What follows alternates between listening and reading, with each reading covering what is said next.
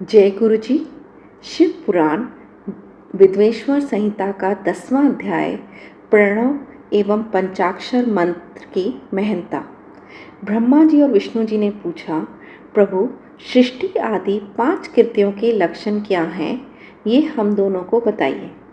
भगवान शिव बोले, मेरे कर्तव्य को समझना अत्यंत गहन है, यथापि मैं कृपया पूर्वक तुम्हें बता रहा हूँ। सृष्टि, पालन, संहार, तिरोभाव और अनुग्रह मेरे जगत संबंधी 5 कार्य हैं जो नित्य सिद्ध हैं। संसार की रचना का आरंभ सृष्टि कहलाता है। मुझसे पालित होकर सृष्टि का सुस्थिर रहना उसका पालन है। उनका विनाश ही संहार है। प्राणों के उत्क्रमण को ये तिरोभाव कहते हैं। इन सब से छुटकारा मिल जाना ही मेरा अनुग्रह अर्थात मोक्ष है। ये मेरे 5 कृत्य हैं। सृष्टि आदि 4 कृत्य संसार का विस्तार करने वाले हैं और 5वां कृत्य मोक्ष का है। मेरे भक्तजन इन 5 कार्यों को 5 भूतों में देखते हैं।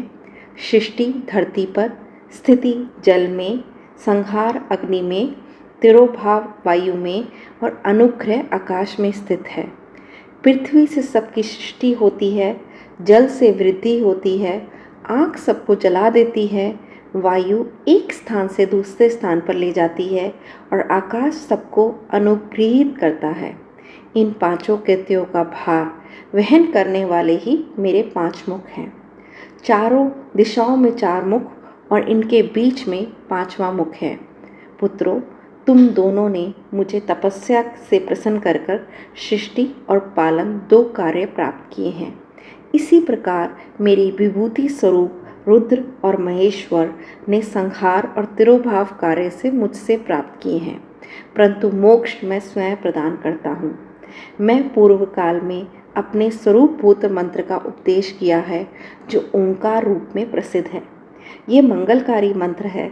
सब प्रथम मेरे मुख से ओंकार प्रकट हुआ, जो मेरे स्वरूप का बोध कराता है। इसका स्मरण निरंतर करने से मैं ही सदा स्मरण हो जाता हूँ।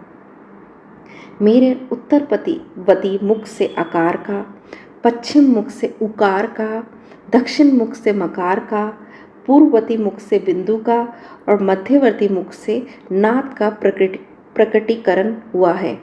इस प्रकार इन सब 5 अवयवों का ओंकार का विस्तार हुआ है। इन 5 अवयवों के एकाकार होने पर प्रणव ओम नामक अक्षर उत्पन्न हुआ। जगत में उत्पन्न सभी स्त्री पुरुष इस प्रणव मंत्र से व्याप्त हैं। ये मंत्र शिव शक्ति दोनों का बोधक है। इसी से पंचाक्षर मंत्र ओम नमः शिवाय की उत्पत्ति हुई है।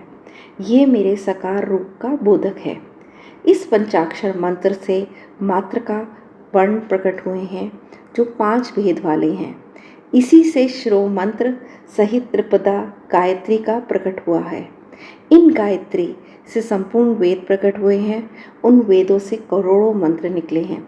उन मंत्रों से विभिन्न कार्यों की सिद्धि होती है। इस पंचाक्षर प्रणव मंत्र से सभी मनोरथ सिद्ध होते हैं। इस मंत्र से भोग मोक्ष दोनों प्राप्त होते हैं। नंदिकेश्वर कहते हैं, जगदम्बा उमा गौरी पार्वती के साथ बैठे महादेव ने उत्तरवर्ती मुख में बैठे हुए ब्रह्मा और विष्णु को पर्दा करने वाले वस्त्र से आच्छादित करके उनके मस्तक पर अपना हाथ रखकर धीरे धीरे उच्चारण कर उन्हें उत्तम मंत्र का उपदेश दिया। 3 बार मंत्र का उच्चारण करके भगवान शिव ने उन शिष्यों के रूप में दीक्षा दी। गुरु दक्षिणा के रूप में दोनों ने अपने आप को समर्पित करते हुए दोनों हाथ जोड़कर उनके समीप खड़े हुए जगत गुरु भगवान शिव की इस प्रकार स्तुति करने लगे। ब्रह्मा विष्णु बोले, प्रभु आपके साकार और निराकार 2 रूप हैं। आप तेज से प्रकाशित हैं। आप सबके स्वामी हैं। आप सर्वात्मा और नमस्कार हैं। आप प्रणव मंत्र को बताने वाले हैं तथा आप ही प्रणव लिंग वाले हैं। सृष्टि, पालन, संहार, तिरोभाव और अनुग्रह आदि आपके ही कार्य हैं। आपके 5 मुख हैं। आप ही परमेश्वर हैं। आप सबकी आत्मा हैं, ब्रह्मा हैं, आपके गुण और शक्तियाँ अनंत हैं, हम आपको नमस्कार करते हैं। इस पंक्तियों की से स्तुति करते हुए गुरु महेश्वर को प्रसन्न कर ब्रह्मा और विष्णु ने उनके चरणों में प्रणाम किया। महेश्वर बोले, आद्रा नक्षत्र में चतुर्दशी को इस प्रणव मंत्र का जप किया जाए तो यह अक्षय फल देने वाला है। सूर्य की संक्रांति में महा आद्रा नक्षत्र में एक बार किया गया प्रणव जप करोड़ों गुना जप का फल देता है। मृगशिरा नक्षत्र का अंतिम भाग तथा पुनर्वसु का श्रू का भाग पूजा, होम और तर्पण के लिए सदा आद्रा के समान है। मेरे लिंग का दर्शन प्रातः काल अथवा मध्य काल से पूर्वा काल में करना चाहिए। मेरे दर्शन पूजन के लिए चतुर्थी की तिथि उत्तम है। पूजा करने वालों के लिए मेरी मूर्ति और लिंग दोनों समान हैं। फिर भी मूर्ति की अपेक्षा लिंग का स्थान ऊंचा है, इसलिए मनुष्य को शिवलिंग का ही पूजा करना चाहिए।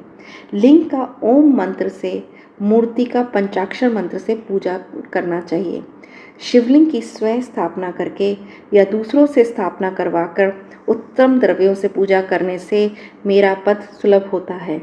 इस प्रकार दोनों शिष्यों को उपदेश देकर भगवान शिव अंतर ध्यान हो गए। 10वां अध्याय समाप्त। जय गुरु जी।